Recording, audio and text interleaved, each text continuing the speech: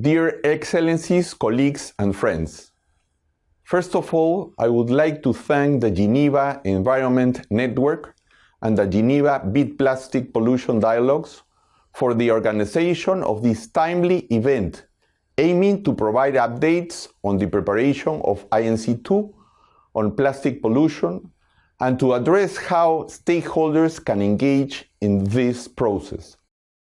Our gathering today represents an important opportunity to reflect on our progress since the adoption of UNEA 514 resolution, which seeks to tackle a challenge with growing consequences on human health and deep implications on the three interconnected major environmental challenges the world faces: climate change, biodiversity loss, and pollution.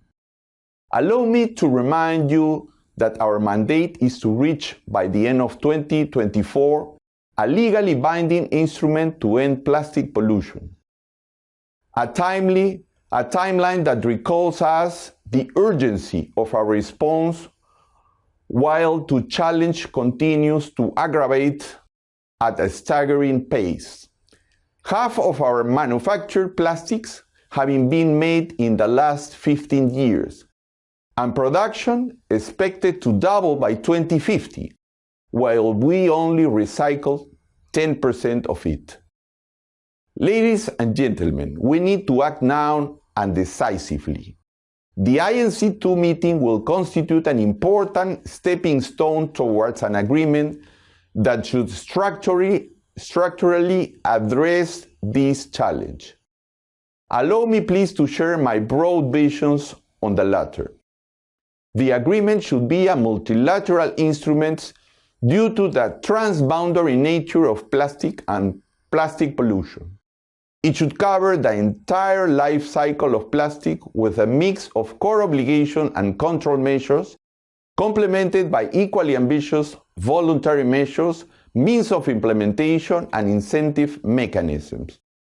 Finally, it should be inclusive by design, considering the need for developing states whilst guaranteeing a just transition.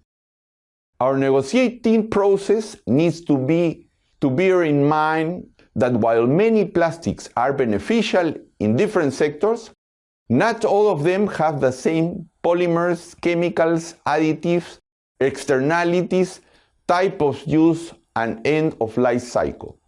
As such, they should not be addressed in the same manner in our instrument, which should be geared towards reducing the size of the problem by tackling problematic and unnecessary plastic, including single-use and short-lived ones, ensuring that the plastics that enter the market are not harmful, be it by their composition or potential leakage into the environment, including through microplastic releases, guaranteeing that they are recyclable, reusable, and repairable by design, within economic systems conceived to be circular.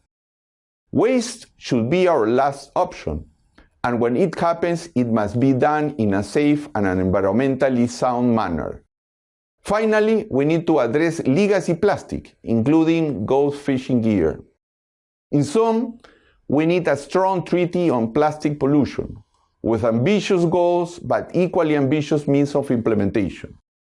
This will ensure the effective protection and conservation of the environment, and the guarantee of the human right to a clean, healthy, and sustainable environment. The time for negotiations is short, but this should not lead us to settle for a weak agreement, not only because it is the right thing to do, but also because it is our biggest intergenerational responsibility. Over the past month, the Secretariat has been working in consultation with me on the potential options for Elements paper. I am convinced that this paper, drafted on the basis of the member states' positions and expectations, will prove to be an important tool to inform our discussions at INC-2. I hope that it will allow us to swiftly identify significant areas of consensus to obtain a mandate for the drafting of a zero-draft agreement for INC-3. Our discussions in Paris will also lead us to the identification of areas where further work is necessary, constituting an important guidance to our efforts in the next intersessional period.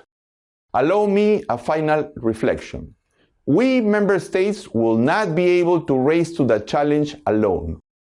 We need the involvement of the different stakeholders of this process, including, amongst others, private sector innovators, think tanks, universities, and social actors such as the informal waste pickers.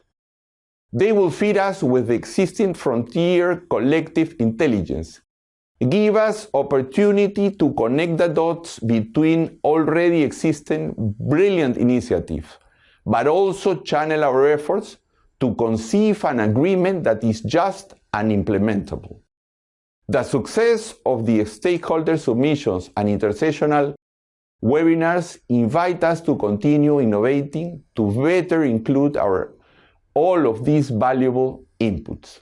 As we move forward, the involvement of these stakeholders will also be the cornerstone of our multi-stakeholder action agenda, which experience has shown to be an important pillar in support of this type of agreements. Please count on me as your main ally in this process and do not hesitate to reach out. Thank you very much.